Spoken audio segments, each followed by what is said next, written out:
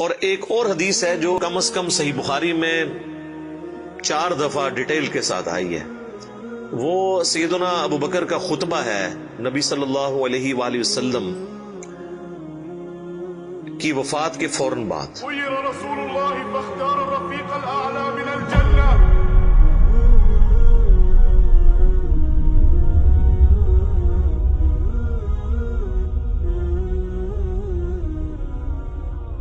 اس کے اوپر میری الگ سے بھی کئی ایک ویڈیوز ریکارڈڈ ہیں جس میں میں نے وہ احادیث ڈسپلے بھی کی ہیں صحیح بخاری کے اندر کہ جب نبی صلی اللہ علیہ وآلہ وسلم کی وفات ہوئی تو سیدنا ابو بکر جو ہے وہ حجرہ عائشہ میں داخل ہوئے چونکہ محرم بھی تھے، اور اس حال میں کہ انہوں نے دیکھا کہ مسجد میں جھمگٹا لگا ہے اور سیدنا عمر جو ہے وہ تلوار اٹھائے کھڑے ہیں کہ جو کوئی کہے گا کہ محمد صلی اللہ علیہ وآلہ وسلم دنیا سے جا چکے ہیں تو میں اسے قتل کر دوں گا. سیدنا ابو بکر حجرہ عائشہ میں داخل ہوئے، اللہ کے نبی صلی اللہ علیہ وآلہ وسلم کے مبارک چہرے سے کفن ہٹایا اور آپ کے ماتھے پر بوسہ دیا اور کہا اے اللہ کے رسول، اللہ تعالیٰ آپ پر 2 موتیں کبھی جمع نہیں کرے گا. ایک موت آپ کا مقدر تھی، وہ تو آپ کو آنی تھی، یعنی ہر انسان کے لیے ایک ہی موت ہے، دوسری موت نہیں. اب آپ آخرت کی زندگی میں چلے گئے تو موت کا مزہ جو ایک دفعہ تو سب نے چکھنا تھا وہ آپ نے چکھ لیا. یہ 2 موتیں جمع نہیں کرے گا، اس کا مطلب یہ تھا کہ سیدنا عمر کو جو یہ غلطی لگ گئی تھی کہ شاید نبی علیہ السلام ڈورمنٹ پوزیشن میں چلے گئے ہیں اور آپ دوبارہ دنیا میں واپس آ جائیں گے جس طرح کہ سیدنا موسیٰ علیہ السلام کوہ طور سے واپس آئے تھے، تو اس کی آپ نے نفی کی کہ نہیں، اس طرح نہیں ہو سکتا، ایک ہی دفعہ موت آنی ہوتی ہے. اب حضور کو موت آئی، اب آپ دنیا میں واپس نہیں آئیں گے. سورۃ الواقعہ میں سورہ یاسین میں واضح موجود ہے کہ جو دنیا سے چلا گیا وہ واپس نہیں آئے گا. اور اس کے بعد سیدنا ابو بکر، صحیح بخاری کے الفاظ ہیں، مسجد نبوی میں آئے اور دیکھا کہ سیدنا عمر کے گرد لوگ جمع ہیں تو وہ سیدھا ممبر پہ چڑھے اور کہا عمر کو اس کے حال پہ چھوڑ دو.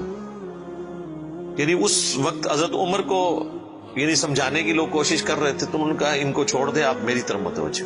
چونکہ سیدنا ابو بکر کا ایک مرتبہ اس حوالے سے سیدنا عمر سے بھاری تھا، لوگ ان کی طرف متوجہ ہوئے تو انہوں نے ممبر پر چڑھتے ہی پہلا جملہ حمد و ثناء کے بعد جو بولا وہ پاکستان کے قانون 295C میں کروڑوں لوگ شاید اسے گستاخانہ جملہ سمجھتے ہیں اگر ان کو پتہ نہ ہو کہ یہ سیدنا ابو بکر کا خطبہ ہے.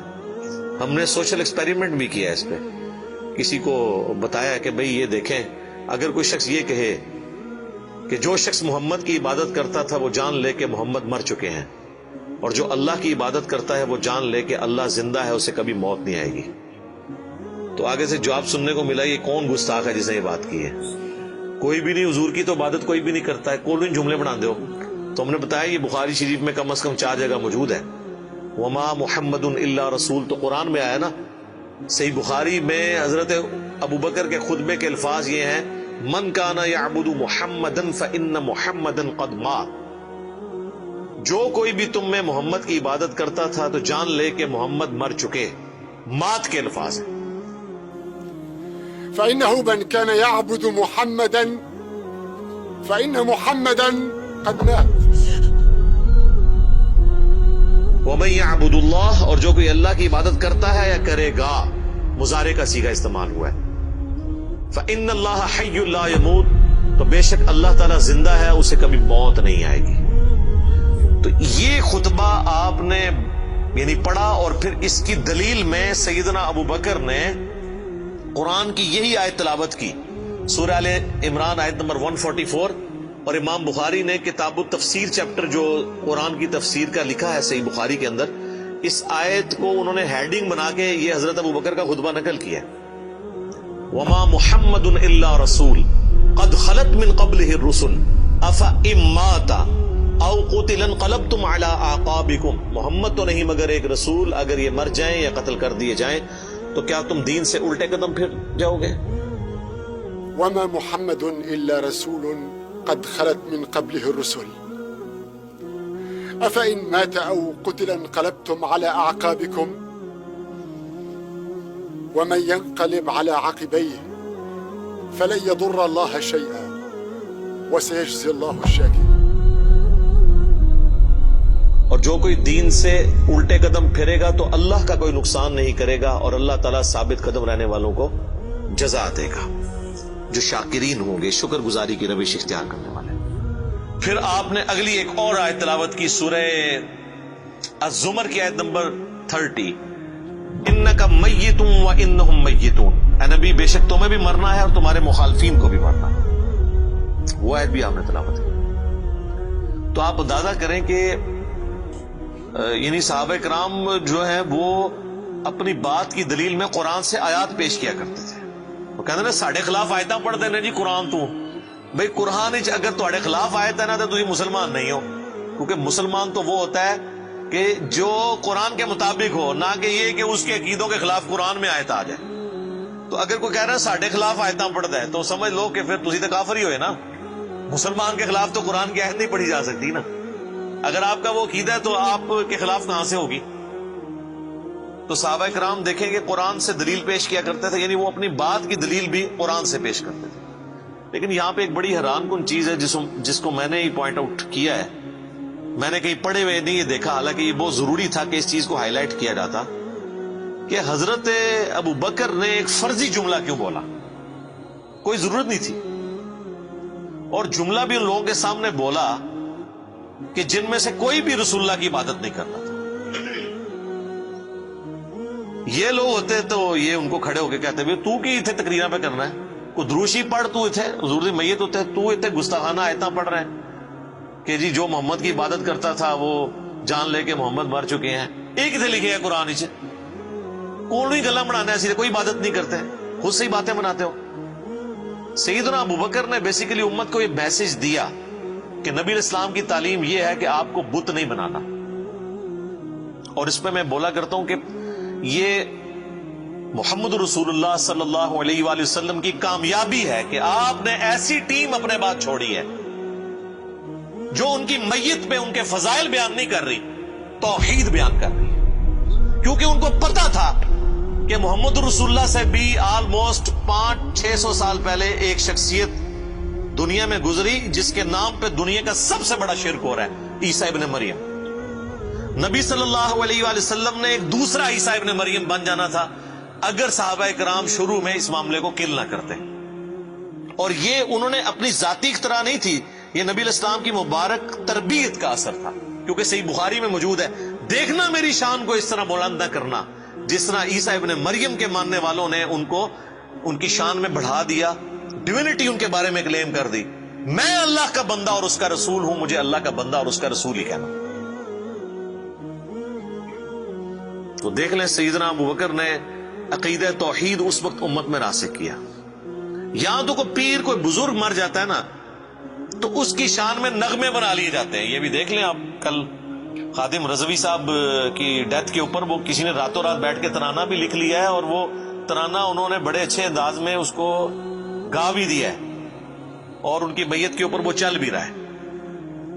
اور نبی علیہ السلام سے زیادہ تو کوئی تعریف کے لائق نہیں ہے نا مخلوقات میں، لیکن آپ کی میت کے اوپر کوئی درود شریف کی کوئی گھیٹیاں نہیں پڑیاں جا رہی ہیں، کوئی چادر نہیں کھلاری ہوئی، توحید کا خطبہ بیان ہو رہا ہے کہ اللہ کے نبی فوت ہو چکے ہیں۔ سیدنا عمر کے الفاظ ہیں صحیح بخاری میں، جب میں نے ابو بکر کا یہ خطبہ سنا تو میری ٹانگیں میرے جسم کا بوجھ نہیں اٹھا سکی۔ اچھا، آپ لوگ قرآن و حدیث سنتے ہیں تو غصہ آ جاتا ہے، صحابہ قرآن و حدیث اپنے عقیدے کے خلاف سنتے تھے نا تو ان کی ٹانگیں ان کے جسم کا بوجھ نہیں اٹھاتی تھی، وہ اتنے پشیمان ہوتے تھے کہ میں غلط کانسیپٹ کے اوپر ہوں، میں فوراً رجوع کروں۔ اور سیدنا ابو بکر کے خطبے کے بعد سیدنا عمر کہتے ہیں مجھے یقین آ گیا کہ حضور فوت ہو چکے ہیں۔ اور پھر بخاری کے الفاظ ہیں، صحابہ کہتے ہیں کہ ہم کئی دن تک ہماری یہ حالت تھی، جب ہم ایک دوسرے کو ملتے تھے نا تو ہم یہ آیت سناتے تھے، وما محمد الا رسول قد خلت من قبلہ الرسل، یہ سورہ آل عمران کی آیت نمبر 144، تاکہ ہمیں یہ یقین آ جائے کہ نبی علیہ السلام دنیا سے جا چکے ہیں۔ ایک دوسرے کو یہ آیت سنایا کرتے تھے، گستاخانہ آیت، یہ تو گستاخانہ ہی کہتے ہیں نا۔ یہ ہوتے تھے جناب ایک دوسرے نو جناب کچھ اور ہی سنا دے، نعتاں سناندے رہندے۔ تو صحابہ نے ظاہر ہے انہوں نے تو مشن لے کے چلنا تھا نا، ان کو تو پتا تھا کہ پیغمبر کا کام ہے اللہ کا پیغام دنیا تک پہنچانا، اس کے بعد وہ امت کے کام حوالے کر کے چلے گئے ہیں۔ اب پیغمبر کے ساتھ نسبت اس کی ہوگی، محمد رسول اللہ کا لاڈلا قیامت کے دن وہ ہوگا، حضور کی شفاعت کا حقدار وہ شخص ہوگا جو نبی الاسلام کے مشن کو آگے لے کے چلے گا۔ یہ نہیں ہے کہ جو جتنا اونچا نعرہ مارے گا۔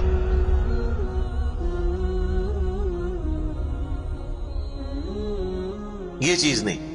ہم لوگوں نے تو اس حوالے سے بالکل کانسیپٹ جو ہے نا وہ بدل لیے ہوئے ہیں، چونکہ ہم نے قرآن پڑھا نہیں ہے اس لیے ہمیں اندازہ نہیں ہے کہ قرآن پاک میں نبی صلی اللہ علیہ وآلہ وسلم کا سچا محب اور سچا پیروکار کس شخص کو ڈکلیئر کیا گیا ہے، جو آپ صلی اللہ علیہ وآلہ وسلم کا مددگار ہوگا ان کے دین کے بارے میں۔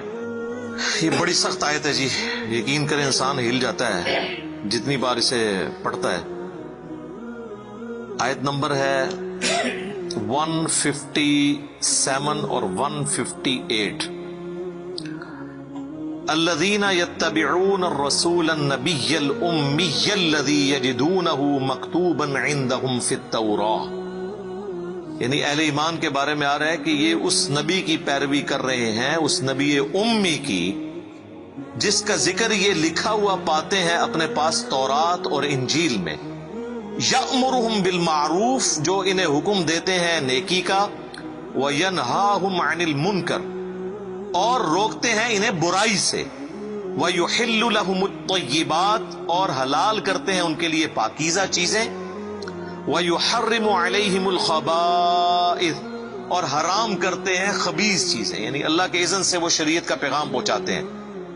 وَيَدَعُ عَنْهُمْ إِصْرَهُمْ وَالْأَغْلَالَ الَّتِي كَانَتْ عَلَيْهِمْ، اور جو بوجھ ان پر پڑ چکے تھے، جو ان کے گلوں میں توق تھے، جو خود ساختہ ایک قسم کی شریعت اڈاپٹ کر لی تھی، وہ ان سے دور کرتے ہیں۔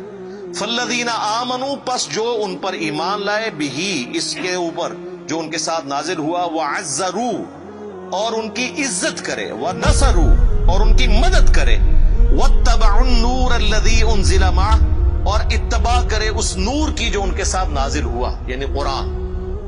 اولئک هم المفلحون، یہی لوگ ہیں جو کہ فلاح پانے والے ہیں۔ یعنی اللہ تعالیٰ فرما رہا ہے کہ نبی صلی اللہ علیہ وآلہ وسلم کا سچا امتی کون ہے؟ جو کہ ایمان لے کر آئے ان پر، اس کے بعد ان کی عزت کرے۔ یہ تو دونوں آسان کام ہے۔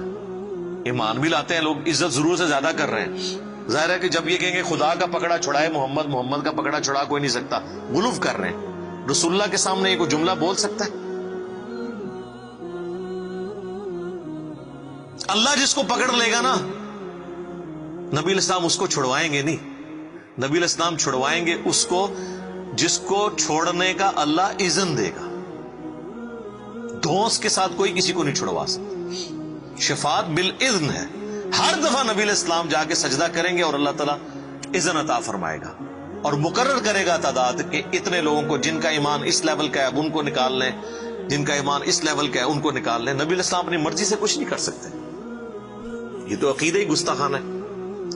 تو اللہ تعالیٰ ہمارا ایمان لاؤ اس نبی کے اوپر، عزت کرو، وَنَصَرُوا، اور مدد کرو ان کی کاز میں، ان کے مشن میں، وَاتَّبَعُوا النُّورَ الَّذِي أُنزِلَ مَعَهُ، اور اتباع کرو اس نور کی جو ان کے ساتھ نازل ہوا، یعنی قرآن۔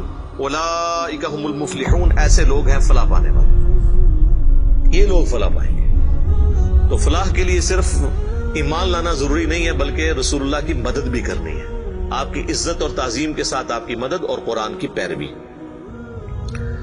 تو صحابہ کرام نے حضور کی میت کے اوپر عقیدہ راسخ کر کے بالکل صحیح بات بتا دی، اور آپ دیکھیں صحابہ کو کبھی یہ وہم بھی نہیں آیا تھا کہ نبی علیہ السلام سے ہم نے جا کے اب ڈائریکٹ کوئی بات کرنی ہے، ورنہ آپ دیکھیں حضور کی میت رکھی ہوئی ہے، صحیح بخاری میں ڈیٹیل موجود ہے، میرا ایک کلپ بھی ریکارڈڈ ہے، سیدہ فاطمہ کا قاتل کون، اس میں میں نے ڈیٹیل سے ثقیفہ بنی ساعدہ کی حدیث بیان کی تھی کہ کسی کے دماغ میں بھی یہ مشورہ نہیں آیا کہ نبی علیہ السلام سے آپ کی ابھی میت باہر ہے، ابھی تو قبر میں نہیں گئے، جو لوگ قبر پہ جا کے مانگتے ہیں اور بزرگ باپوں کی، رسول اللہ تو ابھی ان کی میت باہر رکھی ہوئی ہے، جا کے آپ کے میت سے جا کے پوچھ رہے ہیں کہ یا رسول اللہ بتائیں آپ کا سکسیسر کون ہے آپ کے بعد۔